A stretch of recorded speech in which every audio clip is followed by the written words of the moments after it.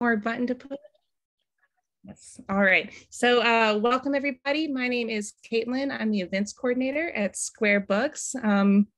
Before we kind of dive into the main event, I wanted to do a little bit of Square Books housekeeping, some other events that you may be interested in. This Thursday, we actually have 2 more events. For locals, we have the season premiere of Thacker Mountain Radio. This is live and in person at the Old Armory Pavilion. So we'll be outside. Bring a chair, a friend, and a mask. We'll bring the books. We're gonna be featuring the author Heather Cass White for her new book, Books Promiscuously Read. It's all about the pleasures of reading and its power in shaping our internal lives. There'll be music by the Yellow Bushwhackers House Band, Mark Muleman Massey, and Afrasipi. If you're not ready to come in person, no worries. You can find air times for the show by visiting thackermountain.com. And then later that evening on Zoom at 7 p.m. Central Time, we're partnering with our friends at Politics and Prose to present Atticus Lish in conversation with Elliot Ackerman for The War for Gloria. You probably remember Atticus from his perennial staff pick at Square Books, Preparation for the Next Life. We're so glad to welcome him to our Zoom stage for The War for Gloria. It's unflinching and heartbreaking. Lish imbues male characters' very pitches of toxic masculinity with great sadness, smoothing the edges off their macho posturing. And he writes with devastating empathy of Gloria's highs and lows, a tremendous achievement. That's a little quote from Publisher's Starred Review. Congratulations, Atticus.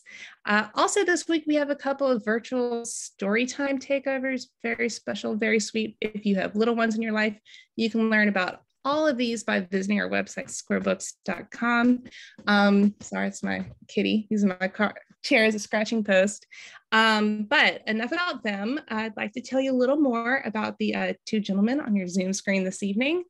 Maurice Carlos Ruffin is the author of We Cast a Shadow, which was the finalist for the PEN Faulkner Award and the PEN Open Book Award and the Dayton Literacy Peace Prize, and longlisted for the Center for Fiction First Novel Prize and International Dublin Literary Award, and most recently, The Ones Who Don't Say They Love You, a collection of short stories. I buried the lead. That's why we're here tonight, folks. So he is a recipient of an Iowa Review Award in Fiction. He has been published in the Virginia Quarterly Review, Agni, the Kenyon Review, the Massachusetts Review, and Unfathomable City, a New Orleans Atlas.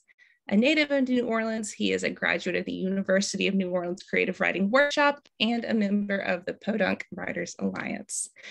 He is joined this evening by Kiese Laymon, born and raised in Jackson, Mississippi, professor in English and creative writing at the University of Mississippi, and the author of the novel Long Division, the memoir Heavy, the essay collection How to Slowly Kill Yourself and Others in America, as well as all sorts of essays and other writing projects across a variety of publications.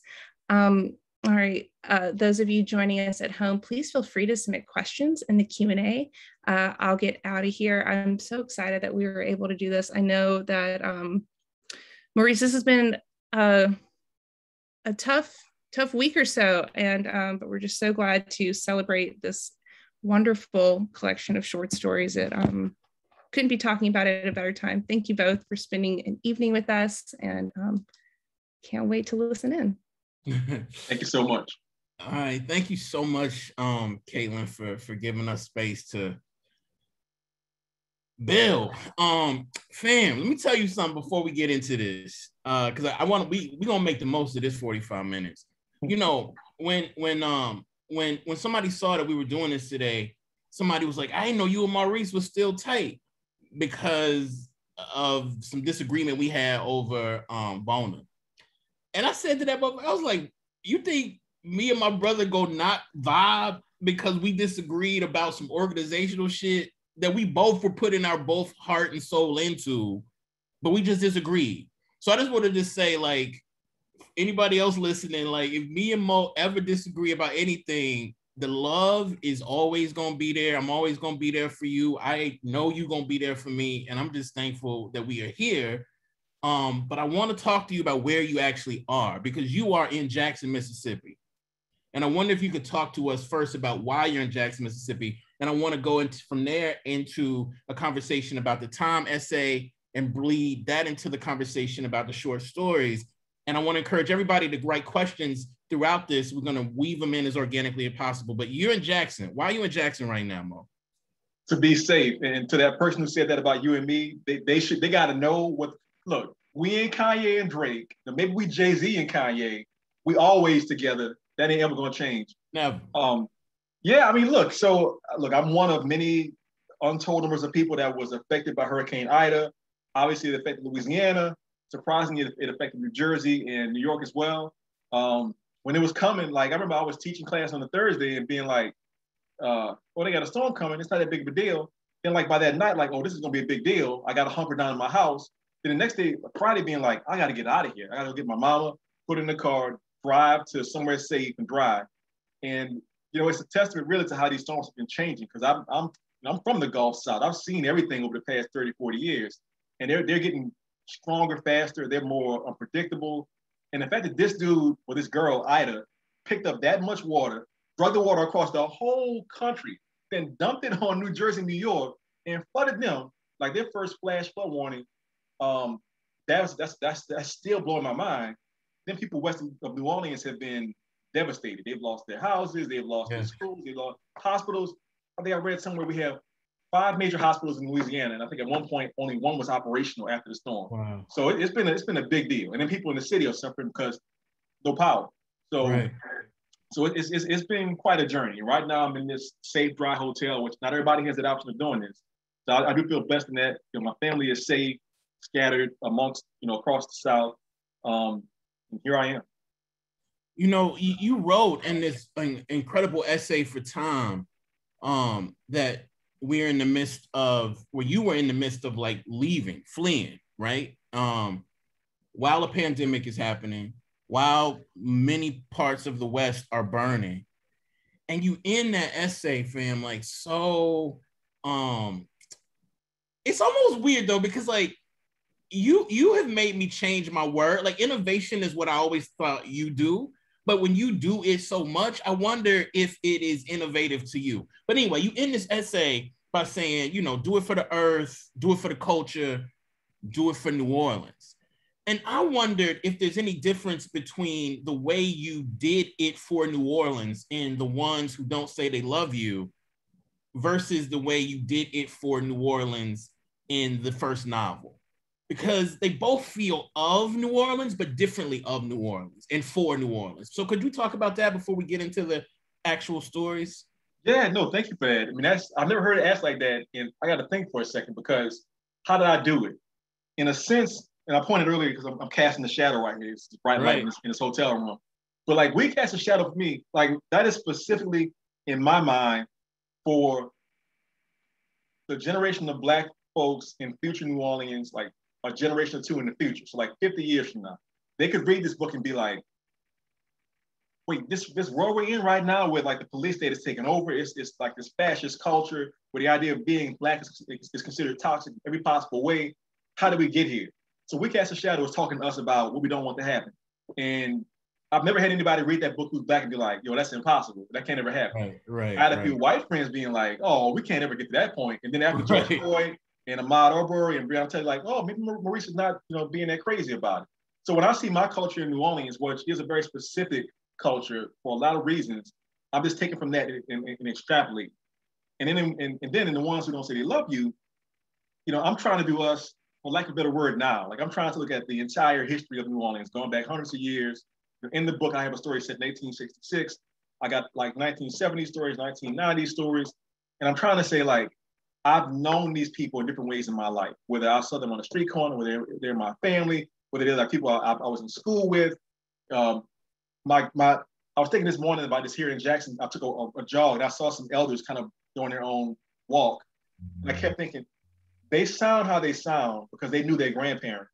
And their grandparents sound how they sound because they knew their grandparents. Right. So I can even hear those voices like in the characters who are in the older stories. And so I'm just trying to give people New Orleans flavor across time. Ooh.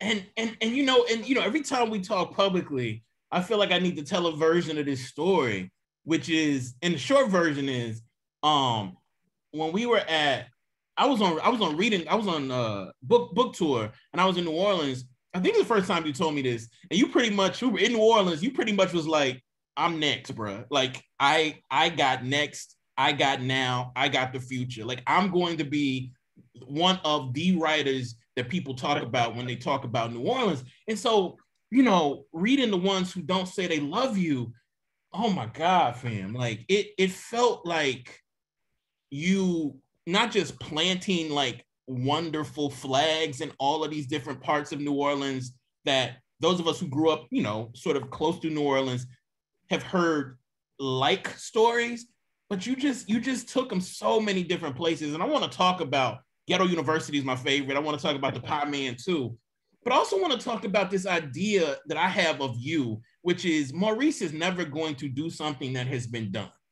And I don't know if that's true or not, but it feels true as a reader, right? So I read this collection. Time is fucked up during the pandemic, but I read it months and months and months ago. And I remember as soon as I put that shit down, actually I was going to conversation with you. We were talking about something else. And then that's the first time I was like, I don't know if Maurice can write a traditional story. So I'm interested in what your relationship is to tradition and innovation, because you pull on traditions, but you never pull on traditions with the same sort of weight. You flirt with traditions, and then you fucking like wrinkle it up, and then you like iron it and you crease it out. But tradition and innovation, can you talk to me about like your role and understanding as a writer with those two poles? Yeah, you know how like in rap music, like you got different flows. Like I remember like Kendrick Lamar's freestyle on Good Kid, Mad City when he's like in the car rapping about like Eiffel Tower on the sides of his friends. I'm like, yo, he is going off. Right. I love being surprised by flows. So it's kind of like if I'm going to bring a flow, it's not going to be like some 1982 Run DMC. It's like, well, how can I twist that and make it more like my style? So like even with the timepiece, for example, that ending that you mentioned earlier about do it for the city, do it for the culture. Like I've heard the do it for the culture idea a few times. And I hadn't even had that line in there at first. And I showed it to my friend who's a poet named Charisma Price. And I was like, I thought it was okay. But she's like, something's flat here. Like, you need a Maurice ending to this essay. And I'm like, oh, now what I'm going to do? And so I'm coming back thinking about how to make the flow feel like something that I would do in a story. And so with the short stories, it's the same thing. I have so many people that I respect in writing, whether it's like you, of course, people who aren't with us anymore, that I'm like, yo, I want to be as good as that one day. But I'm always like, I don't want to do what anybody else has done. I want to take like their concept, their feeling, and kind of run through my personal filter and bring it out. So like in this book, for example, New Orleans is a well-known city. It's a world city. People are writing about it constantly. But the meta narrative is mostly that it's a white city. You look at like a lot of books come out of New Orleans with white writers, white characters. We got white folks. Obviously, we got that. But we are majority Black. We have been for a very long time. And I kept thinking to myself, what stories are not being told? And so that's the reason why probably 40% of the stories do feature queer or non-binary characters. Because you cannot talk about New Orleans without talking about Blackness as well as queer Blackness as well. Otherwise, it's not realistic at all. Right. So I'm trying to adapt myself so that I can tell these stories on behalf of my city, because to me, it's not even my book, it's my city's book. And so just, I'm looking at it and thinking, all right, how are you going to try and innovate or transform to the next thing? I'm a transformer. I'm just transforming constantly. I love it, fam. And that's so crucial because, growing up sort of kind of in between New Orleans and Atlanta, like the queer folks I went to high school with and college with, and this was, 90s, like folks were still trying to escape to places that were a lot less blatant about terror, right? And people talk often about how folks who were queer went up to Atlanta from like Mississippi. But I know most of the people who went to New Orleans. And I always wondered why that wasn't one of the stories that we quote unquote told. And then you read this in the book, and it's like the book is so, it slides. It's like a sleight of hand because that's what you do so well. But you also allow these queer characters to have character, right? Like the queer characters are not the shiny, virtuous characters who, impenetrable to all of the fucked up shit that's going on. These are characters that are complex, fleshy, fucked up, wonderful, and out the box. And I wonder about like the process. Like, when did you realize this was an actual collection, and that was one of the many threads that you wanted to tie through it? You know, I feel like my whole mission as a writer is to just like speak for my city the best I can, to inspire other writers from my city to tell their own stories at some point in the future. So I wrote the first story probably a decade ago. That's Pie Man. You mentioned Ghetto University. Like, that's real close to my heart. People really like that one. That in a lot of ways is like a very personal story to me. But for the other stories, like, it was just like paying attention. You know, I feel like as a creative person, your number one job is to be honest and truthful about what's going on in the place that you're from and present that to the world. So it was like, well, how do you accomplish that? I mentioned, for example, you know, Prisma Price is a queer poet. Like, what is she doing? I think about Brian Washington with his books, you know, Lot Memorial. You know, this brother went to the same school. He was after me, but I knew him from school. You know, how is he doing? He's making his characters who are not shiny queer characters. Like, they are like getting dirty. They're doing some stuff, especially in the collection. My mentor, my thesis director, Barb Johnson, is a queer woman who was like reading my early stories that were kind of doing the same thing and being like, you ain't quite doing it, you know, right yet, bro. What are you really trying to do here? Like, have you interrogated like your own like shortcomings on how you look at these people that you're trying to write about? And so she was a big part of me being like, okay, I'm not being honest and clear and truthful with these characters. I need to back up and try it all again. And so it became a collection in my mind about a year ago when me and my editor, Nicole Counts, at One World were talking about it. She's like, you know, what's going to bind these stories together? And I have written a lot of short stories. I've probably had like 80 to 100 short stories total, like just laying around like in my computer. And it's like, all right, so I got a few stories that actually do feature white lead characters. I got a few stories where they're black characters, like in Jamaica and Texas, other places around the world. And I kept thinking, nah, this is your first time out, bro. It's got to be a New Orleans book about black folks from New Orleans. That's the main parameters. So that's what it's got to be.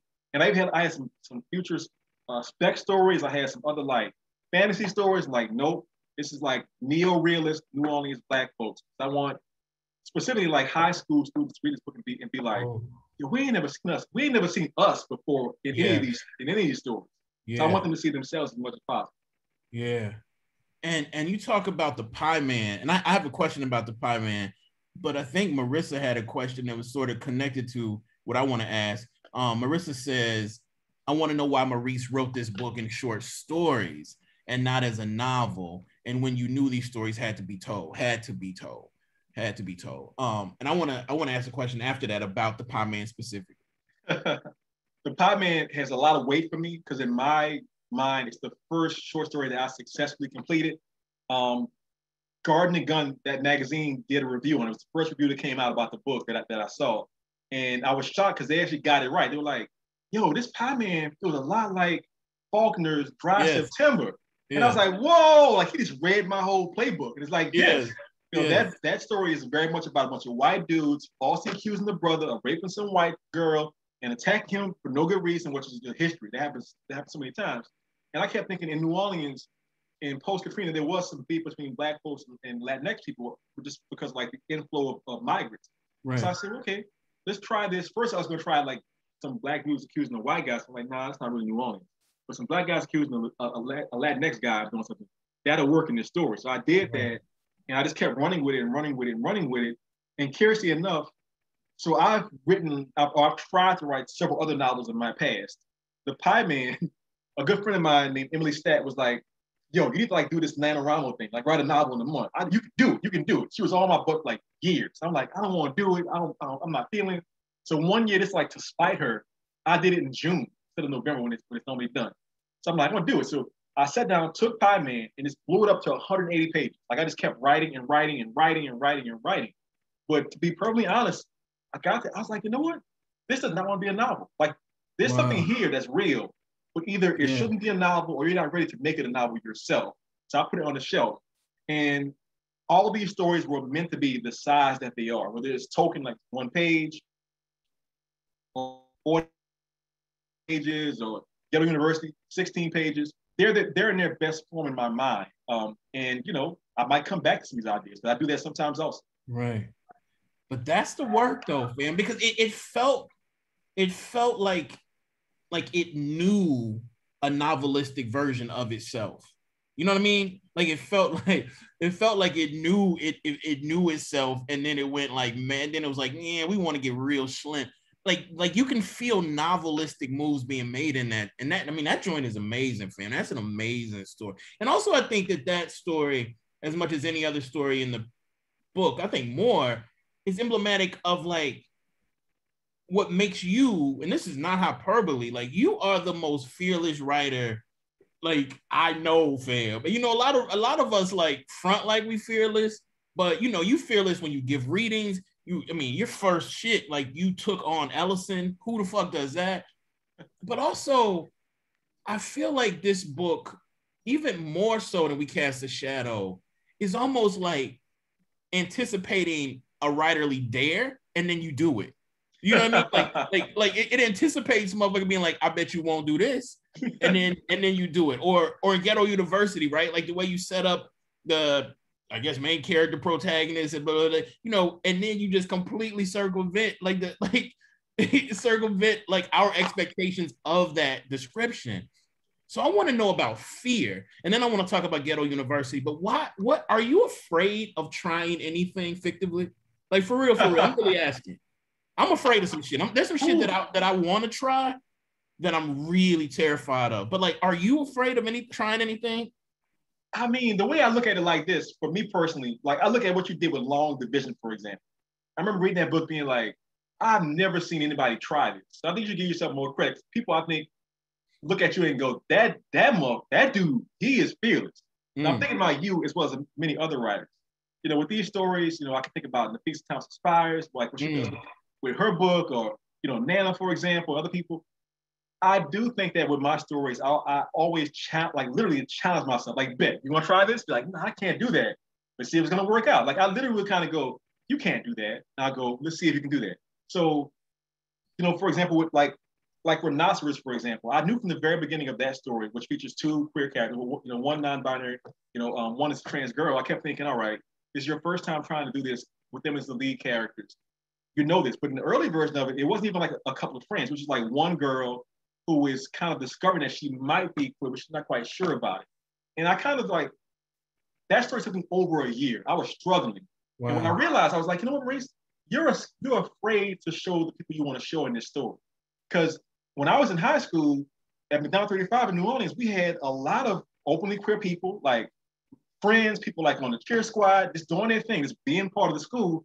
And I'm like, just like trying to like show what they're like in the story, as opposed to like this whole constructed person that I had in the earlier draft. So literally, I'm often just kind of going like, you know, would Mama Tony be afraid of trying an idea like this? Ooh. Probably not. You know, would Kiese be afraid of it? Probably not. Well, let's just go and see what happens. Yeah, you know, but you know, one of the things that I'm afraid of right now actually is putting out short stories. Like, bruh, like I'm so scared. I mean, it's almost, I'm almost as afraid, because I write a lot of short stories to get to wherever I need to get with whatever memoir shit or novel thing I'm working on. But I'm so afraid to put them out, fam. I'm just terrified to put them out. But I want to ask this question too, though, about Ghetto University and the way it was made. But before we get there, I want to talk about Zimmerman. The title. Where did the title come from? Boy, you know what's crazy about that story? I titled that story before I knew who George Zimmerman was. Before that whole thing with Trayvon. Yes, indeed. And I gotta say that a Kiese short story collection would not only be dope, would it be a mega bestseller? I mean, I would buy 5 copies myself and like just give them out to friends. So I already know that's gonna be an amazing book. So but for me personally, short stories. So you mentioned with Pie Man, it felt novelistic in the way that it's made. And that's very perceptive, because when I went to grad school, and that's when I was writing Pie Man, as I came to grad school, I thought of myself as a novelist first and foremost. And my struggle was that I couldn't adapt very fast. Like you say, I'm innovative. I was not that back then. And so my mission in grad school was to make sure that every single story was completely different from every other story. And so Pie Man was like the first one I wrote and turned in school. So it has that old vibe to it. Like it's a bigger story around it. But I kept trying to do things with each set of story in school. I like that. Kaylee, I think I'm pronouncing that right. Says, thank you for your beautiful conversation, collection of stories. Love y'all. I was born in Lafayette, but don't know it deeply like you know New Orleans. How would you encourage writers who aren't rooted in a place, their history, to explore their roots? Is there a way without moving to a place? That's a good question. That is a good question. Look, I mean, first of all, there's never one right way. There's always multiple ways to get to what you want to get to. I mean, like this is like a little obscure, but there was this guy named the Tocqueville, French dude, comes to New Orleans, and like writes this definitive book about what New Orleans was like 200 years ago. He does it, right? As much as I love New Orleans, as much as I'm from New Orleans, as much as I write about New Orleans, I spent a year in Oxford, Mississippi. And I'm not a Mississippi person at all. I was up there near Ole Miss, staying in John Grisham's house. Being outside of the city allowed me to be free of this weird like pressure. I can't even describe it. I wrote some things in Mississippi about New Orleans that I could not have written in New Orleans. Right. And quiet as kept, the book itself was edited 100% in Mississippi. I mean, I was doing it when I was there in the house. So not being in the place is not necessarily the worst thing possible. Right. You know, I do think that it's important that you figure out what your angle is, because, you know, if you want to go deep, like for me, producing a New Orleans character's voice is second nature. That's my people. You know, like I don't sound like most of them. You know, I have this weird whatever voice I have, but like my cousin Tyrone sound like this. You know, Shaquan gonna sound like this, and I'm just like, right. Listen, how they sound back in the day. There you go, that type it down like that. So you might need that, maybe you don't. If your work is more removed, it's more third person, it's more like omniscient, then maybe it's more of like a sort of expositional type thing. But the point is, once you sort of have a feeling of where you're trying to go, you can get there. I recommend always the best rule is read a lot of good stuff. You know, right. I always give Kiese credit because I know for a fact that if I had not read his essay collection around 2015-16, this guy ain't sitting here right now. I learned so much from how he's like throwing out like fearless ideas and just like being so honest and truthful. Like, I mean, last thing I'll say on this point is, whatever you know, I keep saying honesty is important. And when I look at this brother right here, I'm like, he know how to pluck that string properly. I'm trying to get to that place constantly in my own work. Oh, bro, you I feel like you've been there, tap it and shit. I think you there. But I'm interested though in what you just said, fam, about like despair. You know, because you also, in addition to being the most innovative writer, and to me, the most fearless writer of our like cohort, you appear to deal with despair a lot differently than a lot of us do. And in this collection, I see much more of how you might actually deal with the acceptance of despair or terror, or whatever we might call it. But despair, like, can we talk about despair and your relationship to despair and faith? And by faith, I'm not trying to talk about like Christianity or anything, but I want to know like how you explore and define faith. Yeah. And because I felt like in so many of these stories, fam, like the undercurrent was this like wobbly teeter-totter of like faith, despair, faith, and like what does one have faith in? What is one allowing one to feel despair about? But I wondered, can we hear you talk about that directly? Yeah, thank you for that question. That's great. I mean, it's funny because this is New Orleans, but I'm thinking about Nas in New York. I remember being a teenager in high school that had my first car with these like cheap 6x9 speakers in the back, pumping Illmatic like as loud as I could, the mirror shaking, and like he's saying, you know, life's a bitch until you die. You never know when you're gonna go. You know, that whole rip that he does in the chorus. And I think that like a lot of New Orleans attitude is a sort of fatalistic attitude. What I mean by that is this: we're the only city in the country where somebody dies, there's like a 50-50 chance there's gonna be a jazz funeral with a band and white handkerchiefs and like a big party, people like happy and singing. And it's a celebration of death that we see in places like Mexico, for example, in certain African tribal places. We have that in New Orleans, right? So there's that whole thing right there. Like death is not the saddest thing possible. You can live a sad life. If you're being hurtful or abusive or destructive, that's sad. But then there's also the feeling of like, people just don't want to accept the fact that sometimes you're gonna lose. I mean, look, in the back of my mind all the time, even before like the last decade or so, I've known that New Orleans probably won't be there one day. Whether it's because of like the sea level rise or hurricanes coming in, we just will not be there anymore. I mean, I can hope for like better flood walls and like better infrastructure, but it ain't looking too good because we ain't doing what we got to do, right? So when you know that, first of all, you're going to personally die, Second of all, you're going to take a lot of L's in your life, and your city's going to be destroyed one day. Then what's left? Well, there's now. There's how you treat yourself, how you treat your family, your community. And so for me, like, I have actually gotten more religious over time, thinking about how the various religions, whether it's Christianity, or Islam, or Judaism, tries to tell us about how to deal with that pain of your impending loss. And I think that in my stories is very much, my characters are often like on their back. Yeah. But that doesn't mean that they've lost like the capital L. Like they're gonna keep on trying to live their lives the best as possible. I've been back to New Orleans at least twice since the storm happened. And I know people are living there right now with no AC, with no food. They can't like get on a bus. They can't drive out the city. They're stuck there right now. But I see dudes like riding their bikes, being like, yo, it's okay. I'm gonna keep it moving, that kind of thing. I see women being like, with their babies, like, we're gonna sit on the porch and just chill out for a while and just make the best of it. And so, I don't want people to have to suffer at all. And resilience can be overrated. But that's a big part of what we are. We're just gonna keep on living, because what is the alternative to living? I feel that, fam. And this is a connector. You might feel like you might just answer that. Oh yeah, I love Jedi. How much does being fearless factor into accomplishing what you have in the way you wanted to do it? I like the last part of that question, in the way you wanted to do it. I think that question presupposes something that you have done it the way you wanted to do it. So have you? Oh, absolutely. I mean, look, I it's funny how, I'm sure you experienced this in your life also. You put out a book, you start meeting writers in the world and getting their stories. And I have heard like several times from writers I know where they'll say, my book came out and I rushed, or my book came out, it wasn't quite what I wanted to be, or my editor said this and I said that, and I picked their way of doing it. I've been very fortunate in that the people that I'm involved with, there's our agent PJ, my editors Victory, and Nicole, or people that I'm dealing with in publicity and marketing. It's been my way, 100%. I've never been like, yo, why are we doing this? Like, I really feel like We Cast a Shadow, like that's the book I was born to write, first and foremost. And then with these short stories, I feel like this is the writer I've been trying to be for a long time. They have this variety of techniques and storytelling ideas about my city and what I love to do. And so, if I'm happy about anything, it's the fact that Sinatra, I've done it my way. I've got no regrets. And to see that there are writers were like mega bestsellers. I sold 3 million copies, and then being like, it wasn't what I was trying to do. It's like, well, what do you want in your life? Right. Look, if I'm lucky enough to have written at the end of my story like 10 books that I love to write and I'm proud of, that's all I can ask for. Everything else is out of my hands. So I've done that.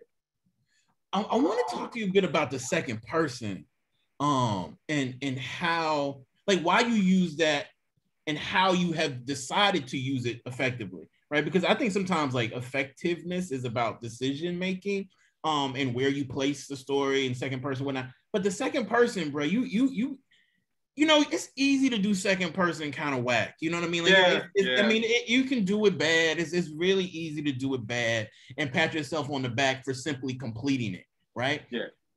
You don't do that. Like, but talk to me about like deploying that and what usage you get in the second person. Yeah, I mean, look, so it's two things. Number one, I am kind of that kind of person who say, don't do that, I'm gonna do it. Right. So that fearless thing, I remember being in grad school, having a conversation in class with everybody, and I was like, man, so I think we had been reading some Junot Diaz. It was probably Oscar Wilde. And they were like, man, second person is like so played out and so overused. We should never use this in any of our stories. Right. So I came back with my very next story, second person. I was like, watch this, right? So that's my personality type. And then, I love comics, and I grew up reading in the 80s and 90s. I'm like OG fan of comic books and the movies and all that kind of stuff. So like, people be like, well, which character is Maurice? Is he like Colossus, the big strong dude? Is he like Wolverine with the claws? Is he Storm? This elegant person doing the thing with the lightning. To be honest, I'm probably a lot like this character Rogue, who was played by Anna Paquin in X-Men. Love Rogue. Yeah. Like, I'm a good mimic, or I'm a good respecter. Like, if I see an idea, I can bring it in temporarily and like have that power within my being for a period of time. I mean, I told you in the past, man, like I wrote that piece about Trump in 2016, and I was thinking, who would try like a royal wig? Kiese would. I'm gonna try that. And that shit is wrong, bro. That's one of the best essays that was written in 2021. That essay you wrote, was it for Lit Hub? I think it's for Lit Hub, right? Which one? The Trump joint. Oh yeah. And that's all you, man. I was like, I'm not feeling how to do this properly. Like who in the pantheon of like godlike writers I can look at and be like, how would they do it? Oh, he would try this. And so so for me, a lot of the feeling like the second person is, all right, I know that this voice I can draw upon because I read it done well in a lot of cases. I read it done poorly in cases. So I can ignore the bad verse and take the good verse and be like, I'm gonna try this. And I just feel like also, like from a technical standpoint, second person works really good for characters who have been like, not just like stressed, but they have nothing left. Like there's nowhere else to go. It's like, you're like looking down, like you go to the corner store, the sun beating down on you. That's all you got left in your mind. There's no like, third person or like, first person elegance there. It's just like, nope, nope. And so much of the way, I mean, again, like the way the culture that cradled you coming up, I mean, I can act like we came up from the same place because we're from the same region of the country, but it's a different culture than like, growing up in Central Mississippi. And bruh, like the way our people manipulated the yous, the theys, the thems. And I think sometimes when we do ourselves and our lineage and our people discredit by not giving a fucking sophistication to that. You know what I'm saying? Well, my grandmama, if you came in my house, my grandmama would be like, where they at? They over there. You better go get them, right? And we want to act like, well, that doesn't have anything to do with gender. Fuck that shit. It has everything to do with gender. So like, like, I just think it's important sometimes that we mind the way our people and our culture used these like words and phrases and real talk sometimes like gendered pronouns that meant so much. That meant, we always joke about and them, but and them is so much more powerful than I think we think. I want to make sure we get everybody's question up in here. Kenya, he says, what are you reading now, and what are you currently working on, and what are you planning for your next book? That's quite a few questions. So I will say, when I was in Oxford, I had the great pleasure. The University of Mississippi gave me this experience of like having some free time. I taught one class, which was a nice level, and I was reading constantly. So things I had missed in the past, I read Homegoing by Yaa Gyasi. I went back and read like Cloud Atlas by David Mitchell. I read some Virginia Woolf and Mrs. Dalloway. I never read that. I was like trying to get that to my system, right? So I was reading that. This year with less time, I've been reading a lot more graphic novels. I love to read different genres and different mediums constantly. So like I read a book. I'm reading a book right now called Aster of Pan. It's a post-apocalyptic story set in future France, where most of the lead characters are Black, and they like lead us to the village and fighting the man who's trying to take over their village. I'm like, yo, this is just dope. So I read that. There's so many things. What am I working on? My next book is a novel. It's set in 3 time periods: 1860s, 1940s, and the future. The 400th anniversary of New Orleans. Is got 3 woman lead characters. My idea is that these are like my woman ancestors. I've been trying to like I've been trying to like feel their spirit for such a long time. And I was doing research and being like, you start writing these stories and see how they come out. Yeah. And they've been talking. They've been talking like all of the time.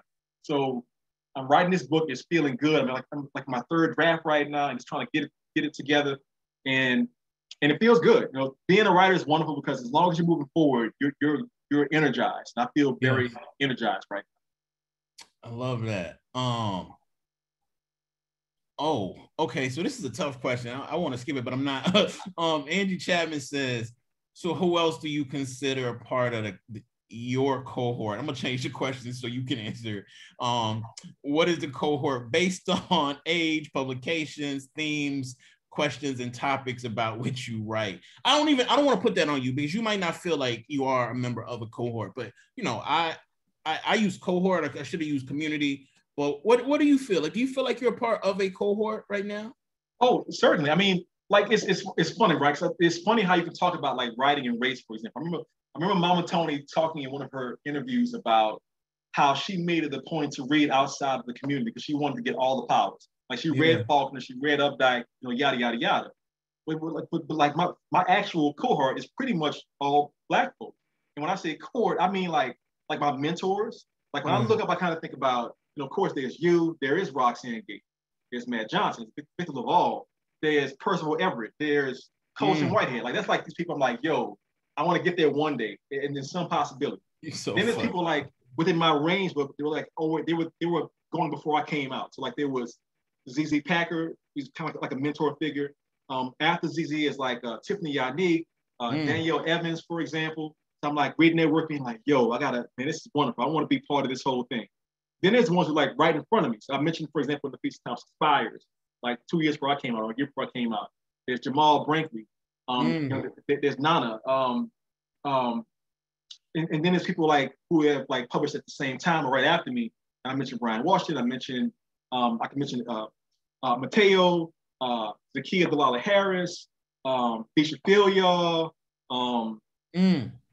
Donnie Walton, Don Teal. I can go on and on and on. Right. And basically, I feel like in the past few years, and again, this is some credit to both, Roxanne and Kiese, y'all were like in this weird window when y'all were doing this beast, like this amazing work, like if people wasn't respected, like money-wise, it wasn't like giving you your shine properly. Right. And I feel like there has been like this positive reaction where people kind of going, you know what, they're right. Like Kiese is so dope, Roxanne's so dope. Why are we not like giving these people opportunities to put their work out? So in the past like 3 or 4 years, I mean, it's been like 40 books by African-American writers, like debut writers, and they are all stunners. There's no junk in the bunch. And no junk. That was not happening 20, 30 years ago. It wasn't. That's my people. Right. That's a great answer to that question. And man, like Roxanne, because she is a universe, like people, it's easy to, it's easy for some people to diss the universe. But anytime people talk slick about Roxanne, fam, like I become that 19-year-old boy from Jackson again. You know what I'm saying? Like, we're not having that because first of all, you can't do what she can do on the page, most of us. And none of us have done what she's done for Black writers. Like, I have my own sort of mission when I stepped into this game. Like, I was going to try to open as many fucking doors as possible because I don't want to be the only Black motherfucker anywhere ever. And Roxanne achieved like stratospheric success, and she didn't have to do it. Like if Roxanne didn't, blurb me or, give you props or give Robert Jones props or give Disha props, she didn't have to do that shit, but she did it. So I love that you put Roxanne up in there because I think sometimes we forget that she is of us, even though she is a movie. I ain't never gonna forget Roxanne. I mean, the work itself taught me so much. Being in her presence, I interviewed her in front of a big crowd in 2017. I was like just stunned, trying to like keep the questions in order, and knowing her personally. I mean, look, she's a good person, and I feel like as writers, I think that again, this cohort is very good at respecting each other constantly. It's like it's not really like dumb beef happening for the most part. Being like, oh, that person's a jerk, and that person can't write. It's like no, we all doing our thing, right? And it's like Motown in the 60s, baby. We just playing these songs. It is. And I think that's why people thought, like, because me and you was beefing over Vona, that we was beefing. And I'm like, please, my nigga, like, I love that brother. I know he loved me. You know what I'm saying? So anyway, we're trying to do something new, I think, in communities. We're trying to do something on the page. Nicole Scoggins, incredible writer. What role, if any, does intuition play in your writing process? Intuition, I really want to hear this. Yeah, intuition. I know Nicole from social media. It's good to see you out there in the virtual universe, Nicole. Intuition is really important. Before I figure anything out, I'm listening first and foremost. So what I mean by that is like, I can start writing because I'm like, yo, you ain't wrote in like 2 weeks. I'm like, just start writing. And it feels flat. I go back to it and be like, is there something here that I can use? And I just kind of go, well, who is this person actually? And intuition for me is about taking the self out of the equation. I always say that we writers are sort of joined by hands, but also I think all humans are joined by hands. I mean, I've written things where like, I look back and be like, how did you even write that? Like, that's not you. Like, you don't even know anybody like that. How'd you do that? Well, right. I mean, that is not me. That's something that's bigger than me. My mother, mama has always been big on like, just not being the kind of person who's like, ghosts don't exist, magic don't exist. No, it's like everything exists. If you think it exists, it's out there somewhere. You may not understand it, but it's already out there. And so for me, a story is working well when I'm blindfolded. I don't know where it's going to go next. I don't know what's going to happen next. I'm just like, eyes closed, left or right. Just try left. Oh my goodness, take the blindfold off. Yo, look at this room, it's full of stuff. Okay, go with it. And so it's the reason why, I think a lot of writers or literary writers don't necessarily use outlines. because I'm trying to find something I didn't expect to find. And so I mentioned earlier Drake and Kanye. There's a debate about those two guys. What do you want to say about them? You know, Drake is like, he's a rapper. Ye is an artist. So with Drake is like, here's my rap, here's my flow, here's my boys, here's my beat. And Ye is like, I'm gonna try some crazy stuff. Let's see let's see where this goes. And like, yeah, that don't make no sense, bro. I don't care. I'm gonna put the same song on the album twice with the same verses. Yeah. Okay, fine. I'm here. So that's what art is to me. Yeah, you know, I'm working on this new piece, man, and Sarah Broom, she kind of, you know, that's my sister, but she kind of, you know, she pulled my coat. I was taking her home after we did this thing one night, and she was like, "How come ain't no rooms in your work?" And I was like, "What you mean ain't no rooms?" And she was like, "You don't describe the rooms."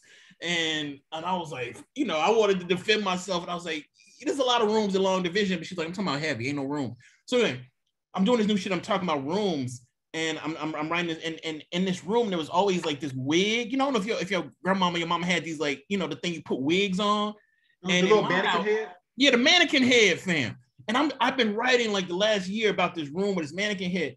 And then like 2 weeks ago, I had like an outfit walk out of a closet and pick up the mannequin head and put it on its shoulders. And the fucking story just, I mean, the novel blew up. Like, that's, you know what I mean? Like, but I wanted to, but I'm talking about fear again, but I was so afraid to, fam. But I thought, and this is coming back to you, I was like, when I did that shit, I was like, yo, Maurice gonna like this shit. Maurice gonna like this shit. Because I think sometimes we talk about permission, which is absolutely true, but sometimes you have to let yourself be like activated, like let that imagination, and that's what your writing always does. We got 3 more questions, and then we're gonna let y'all get up out of here. Dante Stewart, incredible writer. Shout out Dante. New book, Shouting in the Fire, an American Epistle. Yeah, it's new, and it's especially new for folks out there who call themselves Christians or who grew up with Christians. Shouting in the Fire, an American Epistle. This is beautiful, grateful for you too. Question 1: what songs did you write these stories to, and what did you learn or most proud of about your writing practice as you completed this work? And then we got 2 more. Dante gonna take over the world. I mean, look, talk about next up. Dante next up. So I'll be looking out for Dante because he got some fire ready for y'all right now. Yeah, we had conversations about the writing and the music that helps us produce the writing. And before I forget, I do want to say, talk about fearless. That's Sarah Broom. Like, yes. Being like, yo, what's possible in writing? That sister right there from my same neighborhood. I'm like, yeah, okay. So almost every single story in this book has a song associated with it. And so, for example, if I think about, real quick, something just top of my head. So if I think about, for example, a story like Before I Let Go, it's super obvious. Before I Let Go, I mean, every Black person in America knows that song, right? And like, I love to put a song on, like put it on repeat and like just play it, like have this vibe going constantly in the background. And music is such a strange art because it can explain everything without explaining anything at all. It has a physical effect on you. When I'm writing Before I Let Go and playing Frank Beverly and Maze in the background, I'm feeling like being like at like a family cookout in 1991. I'm feeling being at like Jazz Fest, and he's there on stage, like in his 50s, singing that song live. I'm like seeing like me being somewhere else. I'm feeling all those vibes and putting it into the work itself. So I love to have music playing because for me, it just makes me get into a spot. My new book, you know, it's like I'm playing like a lot of like Hans Zimmer, like, you know, orchestral, like deep pulsing music in the background. It's all of a piece. It's very helpful. And Ghetto University, was that from? Tell me what the title. Tell me about the title, fam. Like, I love that story. I mean, y'all should read the collection the way Maurice intended to. But if you want to skip to a joint, yo, hit that Ghetto University. But tell me about the music that inspired that one. Well, I mean, so like obviously the title. I mean, anybody who knows Kanye West knows Dark Fantasy. Right. That song is right there on it, right? Yeah. And so I remember being like, I mean, for me, sometimes the story is working if I laugh, like before I start writing. Like, what if you wrote a song based on Ghetto University? Like, I didn't understand the sentence, right? So, and you said like I innovate. Like a lot of that obviously comes from the fact that I literally was the kind of child in the 80s laying on my carpet, watching TV, HBO, like the comedy specials, like Whoopi Goldberg, Billy Crystal, George Robin Carlin. Williams. It totally, right? So George Carlin, yes, indeed. So like comedy is often about you do a premise, you make it crazy, like, oh, I know all about that. You make it extra crazy. So Gale University is doing exactly that. It's like, yo, you thinking what's going on? It's like, no, their wife is doing something else. And then this thing happens, like, oh, but then it's this couple show up. It's like, wait a minute, really? No, that's possible. Right. So Gale University is like the platform that I'm launching from, and like taking my style and putting it on top of that style. Because Gale University, the song is about a brother who is struggling with trying to be a man, be a father, be in a relationship, live his life properly. I'm like, well, how would I write that story if I'm doing it myself and not Kanye himself? All right, I love that. I love that answer. Last question. I know that we kind of went over the time they gave us, but Reggie Bailey, Reggie the Great, what story from the collection was the most rewarding to complete? Ooh, that's a tough question. What story from the collection was the most rewarding to complete? Ooh, I mean, that's a tough one. But I will say this. So, like, there's a few stories that didn't make the cut because they didn't fit the genre. So, like, for example, there's a story I wrote set 100 years in the future called The Children of New Orleans. It's published by Agni. I love that story. It couldn't be in there because I didn't want any future stories. So I cut that. Then there's a few stories I was writing, and I was trying to make them fit into the collection. I'm like, I'm going to put this in there. It's going to be hot. I love this thing. And I couldn't quite do it. And I mentioned earlier, Rhinoceros was almost one of those stories. I started writing Rhinoceros like in 2018. Mm-hmm. I just like kept redrafting it and editing it and revising it and changing the characters out and just feeling like this is just not going to work. I can't make this story come together. And like in the last like month or so, I'm like, what if we try this? Like just delete the entire story. I'm going to hit the delete button. I said, wait, hold on. Keep the first paragraph. Right. Which I did. Kept the first paragraph, changed the names. All right, that's your seed. What's gonna happen now? And I'm like, all right, dude, you're running out of time. Let's try it. Started writing, kept going, had some good pages, revise it. And so I'm happy about that because I really wanted those characters to exist in this collection. So it's the last story I wrote.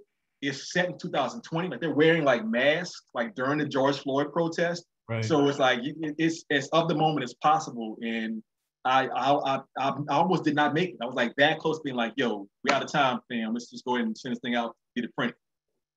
Damn, bro. I'm glad you didn't do that. I'm glad you did do that, I guess is what I should say. Fam, thank you, bro. We should do this more often. I could talk to you forever. And you know, a lot of writers who can write can't talk about their writing. And you are definitely not one of those people. So I feel inspired just talking to you. Thank you so much, Maurice. I love you deeply. Thank you for this collection. It is strangely super timely. It's always going to be timely, but it's definitely timely. I think y'all should pick it up. I see that there's some signed copies. Caitlin is back on here to take us out. Thank y'all. Please get this book. Please get this book from Square. And whatever Maurice does is going to be quality and innovative. So spend some time with that.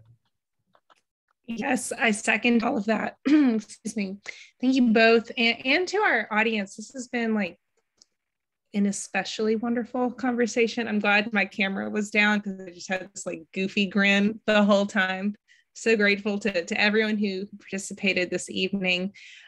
So yes, if you don't already have the book, please buy it from us or you know, another indie bookstore, but preferably Square Books, as we can't do these events, virtual or otherwise, without your support.